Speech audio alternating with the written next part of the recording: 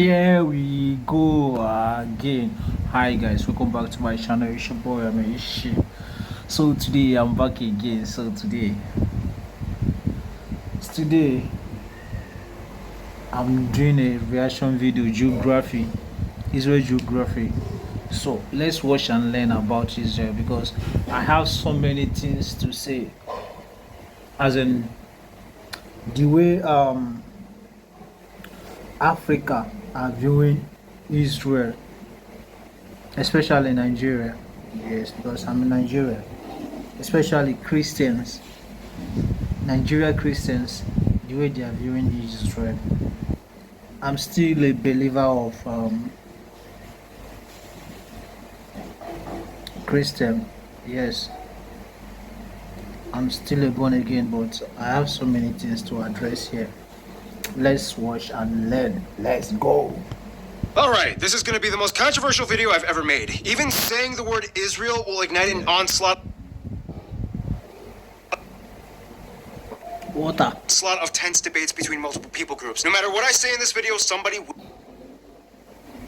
will get mad on either side of the argument when it comes to Israel's current place held in today's world. I am not Israeli, I am not Arab, and I am definitely not claiming to be your go-to authority when it comes to Israel and Palestine issues. All I can say is I have contacted many of you guys, the Israeli and Palestinian subscribers, for help with this video. I've conglomerated all the information I could based off of what you said and added it with my research. I will try to make this video as plain and objective as I possibly can based off of the data, but it's not easy and it won't be perfect, but I will try. So without further ado, let's begin. It's time to learn geography. Now, to most people today, the USA and China might be the giants of geopolitical impact. However, literally over half of the world is keeping their eyes on this one small sliver of land straddling 3 continents, smaller than the size of El Salvador. Why is it that this one piece of land has such a powerful hold on billions of people? How did it become the epicenter of worldview tension? The answer is incredibly complex, and in no way could I possibly answer everything in this episode, but what I can do is try to relay as much information as I can to give a platform for insight. Man, it is going to be really hard to be like funny and quirky in this video. At least the first part is going to be kind of easy. Actually, no, it won't.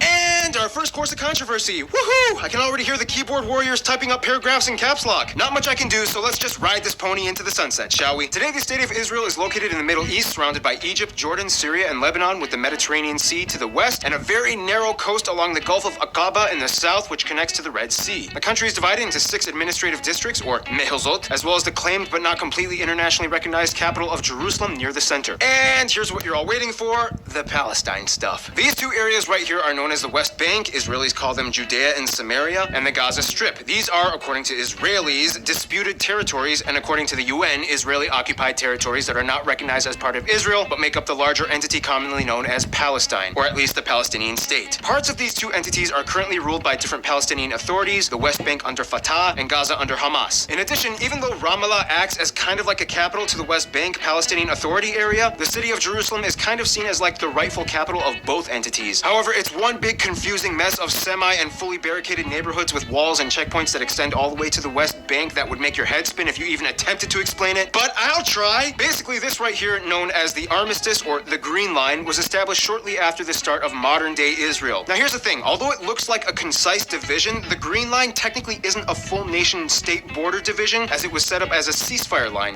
And this is where legal semantics get really messy. Israel has had a lot of conflicts since independence, but basically after the 6-Day War, in which pretty much everyone surrounding them attacked, Israel actually won and took over pretty much the entire state, plus the Sinai Peninsula and the Golan Heights, which has the UN Disengagement Observer Force Zone that manages the border with Syria. While everyone was taking forever to decide what to do with the newly acquired land, should they give it back for peace or should they partition it, Israelis just kind of moved into the West Bank anyway, since they figured the armistice line was no longer under ceasefire status. Eventually, they gave back the entire Sinai Peninsula to Egypt for peace, but then by the time they addressed the West Bank, there were already over 100,000 Israelis living there. And that's kind of where things got really messy. After all the settlements were set up in the West Bank, it kind of chopped up the map into pockety Palestinian neighborhood islands. These areas are kind of divided into 3 separate types of divisions established by the Oslo Accords in the 90s, areas A, B, and C. Type A makes up about 18% of the West Bank, but with the largest populations, classified as being under full control of the Palestinian Authority. Type B, about 22% of the land, is under Palestinian civil authority, but under Israeli security control. Finally, Area C, which makes up about 60% of the land, is the mostly uninhabited area of the West Bank, which is pretty much under Israeli control, and Palestinians must obtain a permit permit to build there, although getting a permit is pretty difficult. This is where most of the Israeli settlements are, and about 5% of Israel's population lives with about 500,000 Israeli citizens. But the biggest issue, finally, Jerusalem. Why is Jerusalem so important? First of all, Jerusalem was completely annexed after the Six-Day War, even though it was split previously by the Green Line. They tried to establish a very carefully structured, religiously sensitive format that allowed the three major religions to kind of each grab at Jerusalem, giving pre-1967 Arab residents in East Jerusalem and their descendants permanent residency status and the ability to apply for citizenship. However, to this day, the move is still not well received, and the majority of UN member states do not exactly recognize the annexation, as most of them believe that Jerusalem should be under international status. And in terms of why everyone makes such a huge fuss over Jerusalem, well, in the shortest way I can answer this, it contains the holiest site to Jews and the third holiest in Islam, the Temple Mount. What is the Temple Mount? Well, according to what we know from ancient recorded history from both internal and external sources, this place was the claimed site of the first and second Jewish temples thousands of years ago until it was destroyed by the Babylonians first and then rebuilt only to be again destroyed by the Romans. Then it was made into a temple for the god of Jupiter until the Umayyads came in the 7th century AD and built the Dome of the Rock, which is a shrine, not a mosque, the Dome of the Chains, which is a prayer house, not a shrine, and the Al-Aqsa Mosque, which is a mosque. To the Jewish community, the dream is to one day rebuild the Jewish temple a third time on the Temple Mount, but yeah, unless something absolutely insane and globally unprecedented happened, the Muslims would probably never let that happen. And then you get into the Bible and the prophecies, it's very complicated.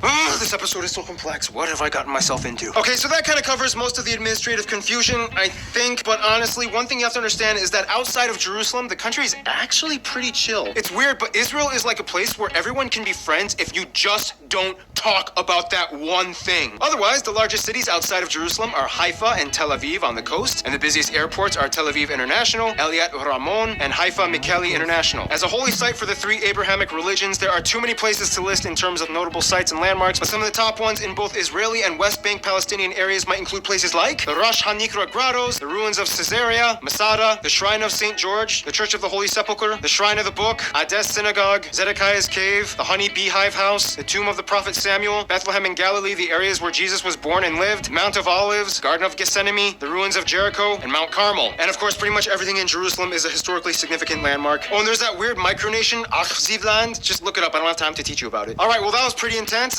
Luckily, this next segment will be pretty easy. Not much to argue about when it comes to dirt and plants, right?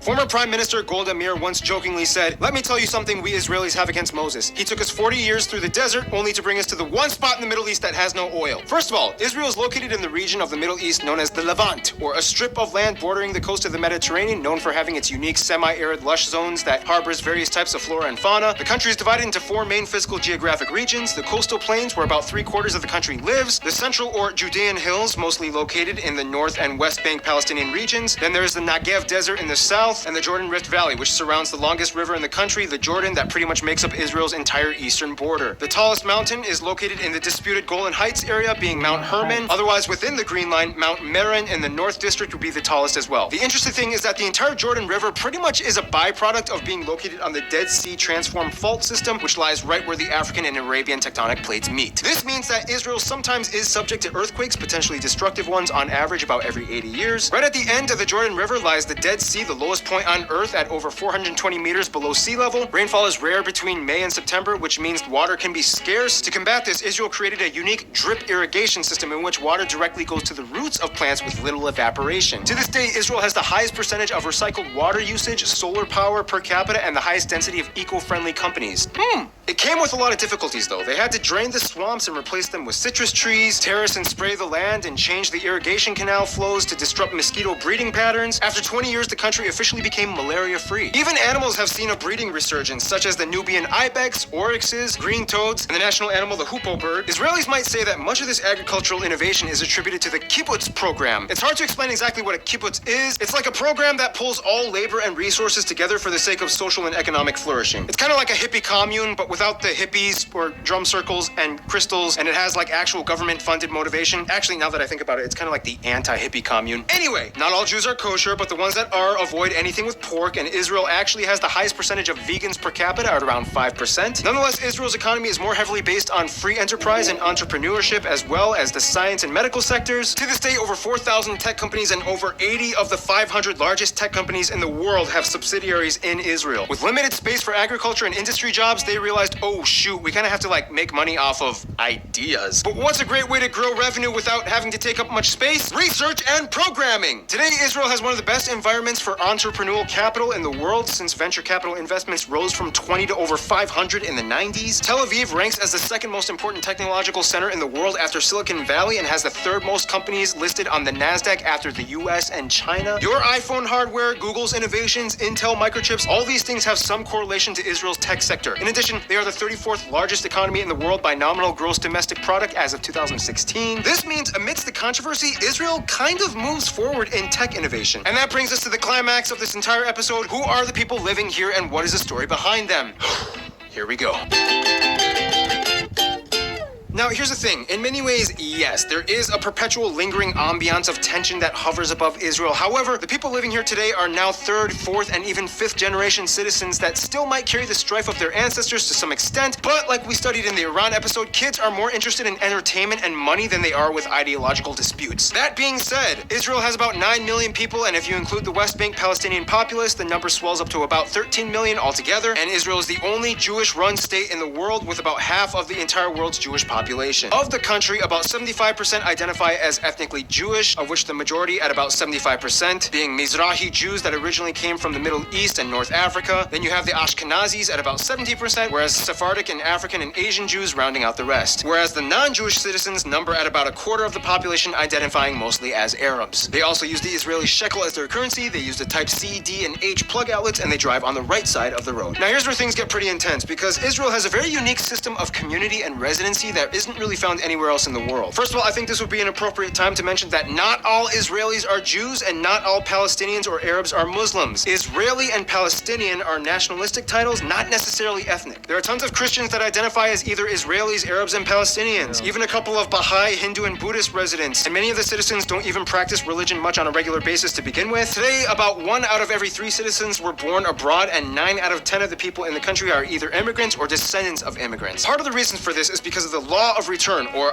Aliyah, a unique immigration policy that only applies to the state of Israel, which states that every Jew across the world has the right to come to the country as an Ole, or migrant. To this day, non-profit Jewish organizations even fund birthright trips for Jews across the world, sponsoring a free 10-day heritage trip for young adults between ages 18 to 26. But how did all this start to begin with? Well, if you really want to tackle this, which I will try my best at doing, there's kind of like 2 sides to this story. One of them ancient and one of them modern. Throughout most of Jewish history, Jews were dispersed in diaspora across the world. However, there always seemed to be at least a few small communities left in Israel, especially around Jerusalem. Basically, the modern, keyword modern, state of Israel was initially conceived through the ideals of Zionism, which gained movement in the 19th century by this guy. He suggested that Jews should actively take measures to move back to the land of their ancestors. Over the years, more and more Jews moved in, the Ottoman Empire fell, then the land came to the mandate of Palestine under the Brits, the Balfour Declaration was made, the Brits handed the issue to the UN, and they agreed to set up a new country called Israel in 1948, which became the first time Jews had a state in over thousands of years. Now, if we're going to talk about the ancient history, then it gets way more complicated and touchy. What we do know about this area is that in the past, it was ruled by multiple kingdoms, empires, and regional powers. However, like mentioned before, we do have historical data that tells us that there was an ancient Jewish inhabitation period in this place. There are some debates on the exact legitimacy of historical claims made on both sides, but contemporary historians, both religious and secular, do agree that there was at least for sure a first kingdom of Israel that existed somewhere around 900 to 1000 BC, as it was taken over by the Neo-Assyrians and then the Babylonians, as recorded by the Babylonian chronicles that match up with the claims made in the Tanakh, or the Old Testament of the Bible. Over time, the Persians came in, and the Greeks and the Romans and the Byzantines, each of them at some point recording some kind of document about a Jewish populace inhabiting this area. Again, these are outside, non-Jewish ancient sources matching up the claims that modern historians from all worldviews can attest to. So this is kind of the basis of where Jews make their claim towards the land of Israel being their ancestral homeland. They do kind of have a historical tie. Nonetheless, of course, that doesn't excuse the fact that during all the years of diaspora, numerous other people groups have moved in and grew generations of families that have built roots and homes there as well. When you talk about this type of thing, it ignites a passionate debate amongst everyone, and I'm going to try my best to explain it. But before I do this little skit thing, I want to give you full disclosure. What I'm about to say is a conglomeration of information I obtained from you guys, the Israeli and Palestinian geographers that have contacted me via email. We had over 100 people from all walks of life from every region of Israel, the Palestinian West Bank, and Gaza explain to the best of their ability how they would address this conflict. I took as much as I could with as much rebuttals and support claim statements, and this is kind of what I came up with.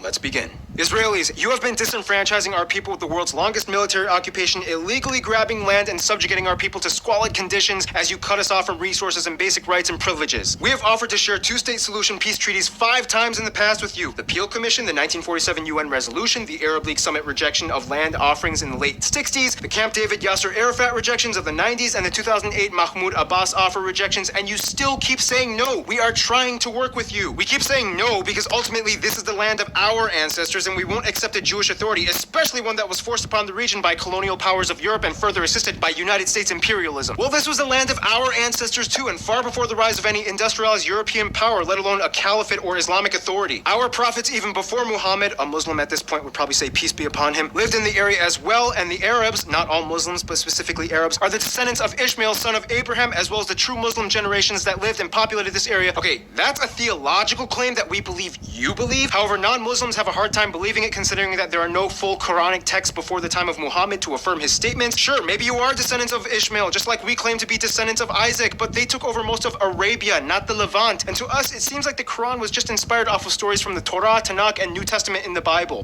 Okay, that is incredibly offensive and wrong. Your scriptures were corrupted and re-revealed to our prophet by Allah. You're the ones that came in and pushed out hundreds of thousands of Palestinians during the 1948 and 1967 Six-Day Wars, and now you refuse refugees the right of return to their own homes prior to war times. Okay, yeah, we did displace them, just as your Arab neighbors evacuated Jews from their lands that flocked to us. Why do you think there's like hardly any Jews left in former countries that used to have hundreds of thousands, like Morocco and Algeria? Arabs just started attacking us from all sides. We defended ourselves and won. And in post-war situations, it's not uncommon for the victor to repartition and consolidate land. After the Six-Day War, we weren't even obligated to offer a two-state solution, but gave Egypt the entire Sinai Peninsula back and offered you sovereignty, which you denied. Well, funny, because the way how you handle your sovereignty, which shouldn't exist, is a system that systematically oppresses us and blocked off neighborhood islands that you've created illegally and aren't even recognized by the UN. Well, what do you expect? We keep getting hostile threats and actions from literally every single person around us, and especially you. Gaza keeps shooting rockets to the point where we had to build that Iron Dome defense system. You've launched 2 antifadas against us with suicide bombers. Palestinians can enter our land through checkpoints, but Israelis are almost dead meat if they even try to enter your neighborhoods. Yeah, except your military, which, by the way, your military has killed thousands of our people in the process, including children. Your people have killed our people in the process, including children. Yeah, well, you've killed way more. You keep responding with a lack of cooperation and aggression. What do you want us to do? Just put down all our weapons and say, okay, we trust you? What would happen to us Jews if you took over? Do you really think we would be treated with equal rights and dignity in a Palestinian-run state? In a perfect world, we would ideally like you to just peacefully leave and return everything back to us the way it was prior to the British Mandate times. Maybe some of you can stay, but the whole nation would have to be run by Palestinians. No, we have a historical right to live here too. The UN at least acknowledges that. We've built up so much, and even though it's kind of messy, we're still doing a good job considering our quality of life. Ha! Yeah, your quality of life. Once again, treaties denied. We don't settle for your propositions. Guys, let's just chill out a little bit, okay? Here, I brought some bacon. Everybody loves bacon. You want some bacon? That's not kosher. That's not halal. Get that away from me. It's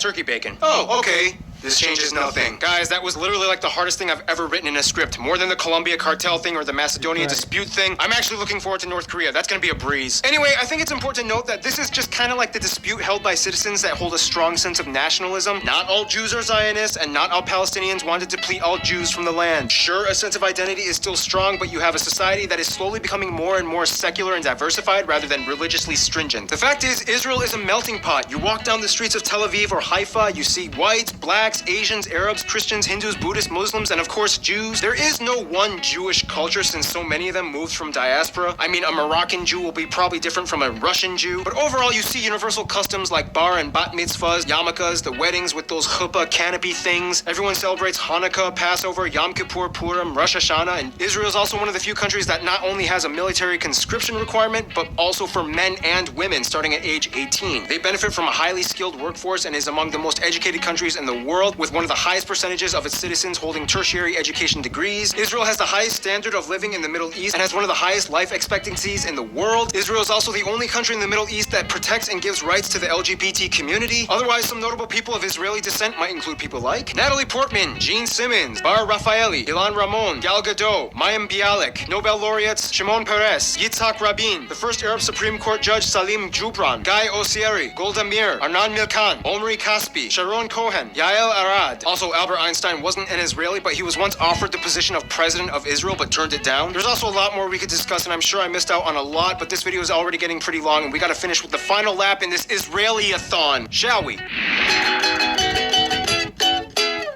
we've reached the last and final leg of this journey. Israel knows that it has a lot of tension daily, so in the half-past century, it's worked on kind of building up whatever diplomatic ties it could. First of all, India. Israelis love to travel there after finishing their army service, and President Modi was the first Indian premier to have visited Israel for a diplomacy talk. The two countries like to work side by side, especially on issues regarding the Middle East conflicts. In Europe, Germany and France and Russia seem to be the closest, as the largest number of Ashkenazi Jews migrated from these places. Many still speak the languages of their respective former homelands. Egypt and Jordan are the only two countries in the Middle East that have begrudgingly reluctant diplomatic relations with Israel after signing peace treaties in 1979 and 1994. However, overall, most Egyptians and Jordanians consider it an on-paper only relationship and otherwise have generally unfavorable views of Israel. Turkic Muslim countries, however, like Kazakhstan, Uzbekistan, and Turkey, all have diplomatic ties and embassies, mostly in Tel Aviv. Turkey was actually the first Muslim-majority country to recognize Israel's statehood, and even though recently there has been a little bit of political strife, the two still do business and trade like regular. But out of all of them, Azerbaijan is probably the closest. Not only do they have great trade and business and technology and oil and gas, but many Azeri Jews have either migrated or visit their families back in Azerbaijan annually. Nonetheless, no surprise, the USA is probably the closest friend. The USA has played a key role in the development and maintenance of Israel. The US has the second highest Jewish population after Israel. Many Jewish Americans have moved to Israel and have dual citizenship, and they cooperate on almost every level of business, military, and trade. In conclusion, over half the world seems to have an opinion about this small sliver of land that seems to have more drama than you can imagine. There is no quick solution to any of the issues currently as. Yes, guys, that's where we hold it. I hope you enjoyed the video. And what I want to say, what I want to tell my Nigeria Christians and brothers, that's something we are used to do in here Africa. Israel, we are calling God of Israel to help us.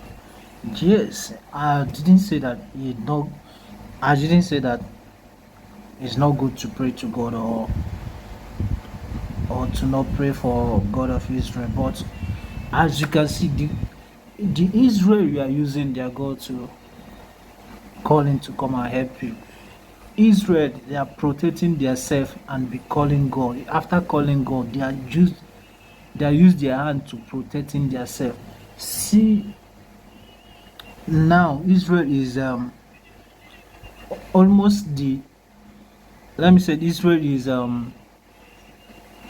they have the best forces. They have the best military in the world. Yes, their forces are the best. They have the best technology. Name it now. What did they not have? Because of what? Because they are praying to God and be working. But here in Africa, we just based on praying. So, what is my point? What is my this thing? What I'm saying is that let's be praying and working hard, because if you are praying and working, that's where God will bless you. I hope it will be well with all of us. I hope you enjoyed the video. Please guys, help me like and subscribe to my channel. See you in my next video. Peace out.